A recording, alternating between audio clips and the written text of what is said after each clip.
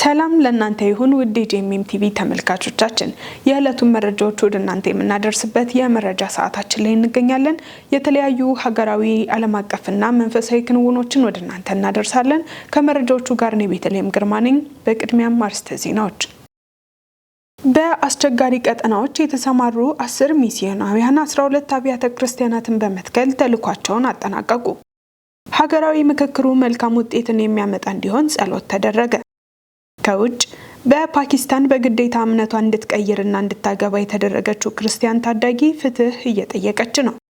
የህፃናት የኤሌክትሮኒክ ሲጋራ ተጠቃሚነት ከአዋቂዎች በ9 እጥፍ እንደሚበልጥ አንድ ጥናት አመላከተ። እንድትከታተሉን እየጋበዝኩ ወደ ዝርዝር መረጃዎች አለፍኩ። በአስቸጋሪ ቀጠናዎች የተሰማሩ 10 ሚስዮናውያን 12 አብያተ ክርስቲያናትን በመትከል ተልዕኳቸውን አጠናቀቁ። ከ2 ዓመታት በፊት በሴንድሚ ግሎባል ሚኒስትሪ ድጋፍ ወደ ተለያዩ አስቸጋሪ የአገሪቱ ክፍሎች የተላኩ 10 ሚስዮናውያን ተልዕኳቸውን በስኬት በማጠናቀቅ የስራ አፈጻጸም ሪፖርታቸውን ለማዕከላዊ ኢትዮጵያ ክልል አብያተ ክርስቲያናት ህብረት አቅርበዋል። በሪፖርቱ መሰረት ሚስዮናውያኑ በተሰማሩባቸው 10 የተለያዩ ቀጠናዎች 12 አብያተ ክርስቲያናትን በመትከል ከዚህም በተጨማሪ አዳዲስ የወንጌል መድረሻ ጣቢያዎችን መክፈት ችለዋል። የሪፖርት ማቅረቢያና የምስጋና መርሃ ግብሩ ላይም የማዕከላዊ ኢትዮጵያ ክልል አብያተ ክርስቲያናት ህብረት አመራሮች፣ የሴንድሚ ግሎባል ሚኒስትሪ ፕሬዝዳንትና ሌሎች የተጋበዙ እንግዶች ተገኝተዋል። የሚስዮን ፕሮጀክቱ ሙሉ ወጪ በሴንድሚ ግሎባል ሚኒስትሪ የተሸፈነ ሲሆን የስምሪትና የቅንጅት ስራው በአዳማ አብያተ ክርስቲያናት ህብረት በበላይነት ተመርቷል። ሚስዮናውያኑ እንደገለጹት በተሰማሩባቸው አካባቢዎች ከፍተኛ የደህንነትና የህይወት አደጋዎችን ጨምሮ ብዙ ፈተናዎች ቢያጋጥሟቸውም በእምነትና በጽናት በመቆም ተልዕኳቸውን በስኬት ማጠናቀቅ ችለዋል። በመካከለኛው ኢትዮጵያ ክልል ርቀው በሚገኙና በቀላሉ ተደራሽ ባልሆኑ አካባቢዎች የተከናወነው ይህ አገልግሎት ተጨባጭ ውጤት ማስመዝገቡ ተጠቅሷል።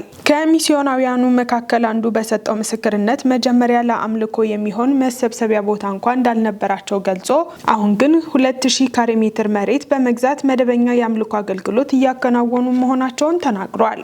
በሌላ ስፍራ ደግሞ ወንጌልን ተቀብሎ የእምነት ህይወት የጀመረ አንድ የአካባቢ ነዋሪ ለቤተ ክርስቲያን ግንባታ 800 ካሬ ሜትር መሬት በነፃ ማበርከቱ የወንጌሉ ተጽዕኖ እየተስፋፋ መሆኑን ያሳያል። መረጃው የካውንስሉ ነው። ሀገራዊ ምክክሩ መልካም ውጤትን የሚያመጣ እንዲሆን ጸሎት ተደረገ። ከሀገራችን ክልሎች የመጡ የአብያተ ክርስቲያናት መሪዎች በትናንትናው ዕለት በይፋ የተጀመረው ምክክር ሰላማዊ፣ ፍሬያማና ለሀገር መልካም ውጤትን የሚያመጣ እንዲሆንና ለሀገራችን መልካም ሀሳብ የሚነሳበት እንዲሆን ከ3000 በላይ የሚሆኑ መሪዎች በአንድ ላይ በአራዳ ፓርክ ጸሎት አድርገዋል። በኢትዮጵያ ወንጌላውያን አብያተ ክርስቲያናት ህብረት አዘጋጅነት በአዲስ አበባ አራዳ ፓርክ 3000 መሪዎች እየተሳተፉበት የሚገኝ የመጋቢዎችና የመሪዎች ኮንፈረንስ እየተካሄደ የሚገኝ ሲሆን ሐምሌ 8 ቀን 2018 ዓ.ም የተጀመረው ምክክር ውጤታማ እንዲሆንና እግዚአብሔር ለተወያዮች መልካም ሀሳብ ማመንጨት የሚችሉበትን አቅም እንዲሰጥ ጸሎት ተደርጓል።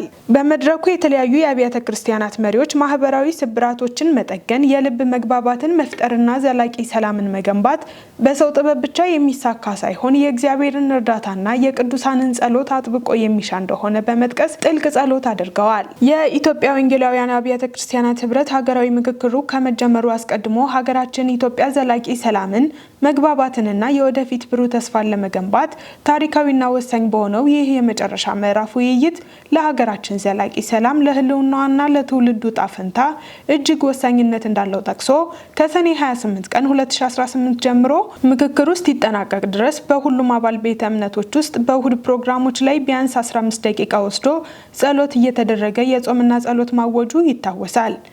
የዘገበው ክርስቲያን ኒውስ ነው። የበይነመረብ ጣቢያዎች ምዝገባ አስገዳጅ ሊሆን ነው ተባለ። በኢፌድሪ መገናኛ ብዙሃን ባለስልጣናት ሁሉም የበይነመረብ ጣቢያዎች ፌስቡክ፣ ቲክቶክ እና ዩቲዩብን ጨምሮ ተመዝግበው ብቻ እንዲሰሩ ለማስገደድ የአዋጅ ማሻሻያ ቅድመ ዝግጅት እያደረገ መሆኑን አስታወቀ። አሁን ያለው አዋጅ የበይነመረብ ጣቢያዎች ምዝገባን በፈቃደኝነት ላይ ብቻ ያደረገ ነው። አብዛኞቹ የማህበራዊ መገናኛ ዘዴዎች ላይ ይዘት የሚያስተላልፉ ድርጅቶችና ግለሰቦች የምዝገባ ምስክር ወረቀትና ፈቃድ ሳይወስዱ እየሰሩ በመሆናቸው ስርዓት ለማስያዝ ነው ተብሏል። መረጃው የመገናኛ ብዙሃን ባለስልጣን ነው። ውድ ተመልካቾቻችን አሁን ደግሞ ከባህር ማዶ ወደ ያዝናቸው መረጃዎች አለፍኩኝ። በፓኪስታን በግዴታ እምነቷን እንድትቀይርና እንድታገባ የተደረገችው ክርስቲያን ታዳጊ ፍትህ እየጠየቀች ነው ተባለ። ዳንኤል አንተነህ ዝርዝር አለው። በፓኪስታን የ13 ዓመቷ ክርስቲያን ታዳጊ ማሪያ ሻባህ በታጣቂዎች ተጠልፋ በግዴታ እምነቷን ወደ እስልምና እንድትቀይርና 30 ዓመት ዕድሜ ካለው ጠላፊዋ ጋር እንድትጋባ ከተገደደች በኋላ በፍርድ ቤት ፍትህ ለማግኘት ትግሏንም ቀጥላለች። የማሪያን ጉዳይ በሕግ እየተከታተለ ያለው የሰብአዊ መብት ድርጅት የሆነው አሊያንስ ዲፌንዲንግ ፍሪደም ኢንተርናሽናል ወይም ኤዲኤፍ ኢንተርናሽናል እንደገለጸው ከሆነም ታዳጊዋ ለከፍተኛ በደልና ብዝበዛም ተዳርጋለች ያለም ሲሆን ድርጅቱም በፓኪስታን ሕጻናትን በግዴታ የማጋባትና እምነታቸውን የማስቀየር ድርጊት እንዲቆምም ጥሪም አቅርቧል። በቀደመው የፍርድ ሂደት ፍርድ ቤቱ የታዳጊዋን ጠባቂነት መብት ለጠላፊው መስጠቱን በሰፊውም ተችቷል። በምርመራ የጋብቻ ሰነዱ የተጭበረበረ መሆኑ ቢረጋገጥም ፍርድ ቤቱ የታዳጊዋን ዕድሜ በአግባቡ ሳያረጋግጥ ውሳኔ ማሳለፉንም ተነግሯል። የማሪያ ጠበቃ ላዛር አላህ በበኩላቸውም አሁን ጉዳዩን የሚመለከተው ፍርድ ቤት የተፈጸመውን ፍትህ መጓደል ለማረምም ማሪያ ሕፃን በመሆኗ በሕግ ጠበቃ ሊደረግላት እንደሚገባም አሳስበዋል። በሌላ በኩል የአውሮፓ ፓርላማ ባሳለፈው ውሳኔም ማሪያ በአስቸኳይ ወደ ቤተሰቦቿ እንድትመለስም ጠይቆ በፓኪስታን በክርስቲያኖችና በሂንዱ ሴት ልጆች ላይ የሚፈጸመውን የግዴታ እምነት ማስቀየርና የግዴታ ጋብቻም አውግዟል። መረጃዎች እንደሚያመለክቱትም በፓኪስታን በየዓመቱ ከ1000 በላይ ዕድሜያቸው ያልደረሱ ልጃገረዶች ተጠልፈው እምነታቸውን እንዲቀይሩና በግዴታ እንዲጋቡም ይደረጋሉም ተብሏል። የኤዲኤፍ የእስያ ቀጠና ከፍተኛ ኃላፊ የሆኑት ፍርድ ቤቱ ለማሪያ ነፃነትን በመስጠት ተመሳሳይ ጥቃቶችን የሚከላከል ጠንካራ የሕግ ቅድመ ሁኔታ በማስቀመጥም ትክክለኛውን ውሳኔ እንዲያሳልፍም ጥሪም አቅርበዋል። የማሪያ ሻህባዝ ጉዳይ በፓኪስታን የህፃናት ጥበቃ፣ የሃይማኖት ነፃነትና የሰብአዊ መብት አፈጻጸም ላይ የተለየ ትኩረት የሳበ ሲሆን ዓለም አቀፍ ድርጅቶችም ፍትህ እንዲሰጣትና ተመሳሳይ ጥቃቶች እንዲቆሙም ጥሪያቸውንም ቀጥለዋል። ዘገባው የክርስቲያን ፕሪሚየር ኒውስ ነው። የኢራቁ ጠቅላይ ሚኒስትር ክርስቲያኖችን ወደ ሀገራችሁ ተመለሱ እያሉ ነው። ጠቅላይ ሚኒስትር አሊ ፋላህ አልዛይዲ በውጭ የሚኖሩ ኢራቃውያንን ክርስቲያኖች ወደ ኢራቅ እንዲመለሱ ጥሪ አቅርበዋል። ወደ ሀገራቸው መመለሳቸው ቅድሚያ የሚሰጠው ብሔራዊ ጉዳይ መሆኑን ገልጸው የሀገሪቱን ታሪካዊ የክርስትና መገኘት እንደገና ለመገንባት የመንግስት ድጋፍ እንደሚያደርጉ ቃል ገብተዋል። ጠቅላይ ሚኒስትሩ በኢራቅ ከሚገኙ ካቶሊክ ቤተክርስቲያን ፓትርያርክ ፖል ሶስተኛ ጋር ባደረጉት ውይይት ከሀገሪቱ ተሰደው የወጡ ክርስቲያኖች ሲመለሱ ለ1 ሚሊዮን ዜጎች የመኖሪያ ቤት መስሪያ ቦታ ድጋፍ ያገኛሉ ተብሏል። ኢራቅ የሃይማኖት የብሔርና ባህል ብዝሃነት ያለበት በመሆኑ ጠቅላይ ሚኒስትሩ ክርስቲያኖችን የኢራቅ አሁን በጉልህ ያሉና ወሳኝ የነበሩና ለሀገሪቱ ወደፊትም ያስፈልጋሉ ብለዋል። ክርስቲያን ስራ ፈጣሪዎች፣ ኢንቨስተሮች፣ ዲያስፖራዎች በሀገሪቱ መልሶ ግንባታ፣ በጤና፣ በትምህርት እንዲሳተፉ ጥሪ አቅርበዋል። ፓትርያርኩ ጥሪውን አድንቀው መልእክቱ ወደ ኢራቅ የሚመለሱ ክርስቲያኖች ጥሩ መተማመኛ ይሆናል ብለዋል። የሶሪያ ኦርቶዶክስ ቤተክርስቲያን ሊቀ ጳጳስ ኒቆዲሞስ ማቲ ሸሪፍ በበኩላቸው ጥሪውን አድንቀው ክርስትና በትክክለኛ ታሪካዊ ቦታው ላይ እውቅና ተሰጠው ሲሉ አወድሰዋል። ይሁን እንጂ ፈቃደኝነትና ግብዣ ብቻ በቂ አይሆንም፣ ጥንቃቄ ያስፈልጋል ብለዋል። ዘገባው የሻሎም ወርልድ ኒውስ ነው። በመጨረሻም የህፃናት የኤሌክትሮኒክ ሲጋራ ተጠቃሚነት ከአዋቂዎች በ9 እጥፍ እንደሚበልጥ አንድ ጥናት አመላከተ።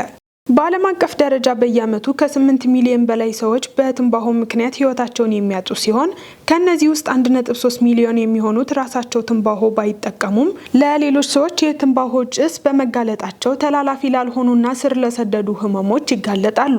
በዓለም አቀፍ ደረጃ ከ13 እስከ 15 ዓመት ዕድሜ ያላቸው 40 ሚሊዮን ህጻናት ቢያንስ አንድ የትንባሆ ምርት እንደሚጠቀሙ ጥናቶች አመላክተዋል። ከነዚህ መካከል 20 ሚሊዮን የሚሆኑት ሲጋራ የሚያጨሱ ሲሆን 10 ሚሊዮን ያህሎቹ ደግሞ ጭስ አልባ ወይንም በአፍና በአፍንጫ የሚወሰዱ የትንባሆ ምርቶችን ይጠቀማሉ።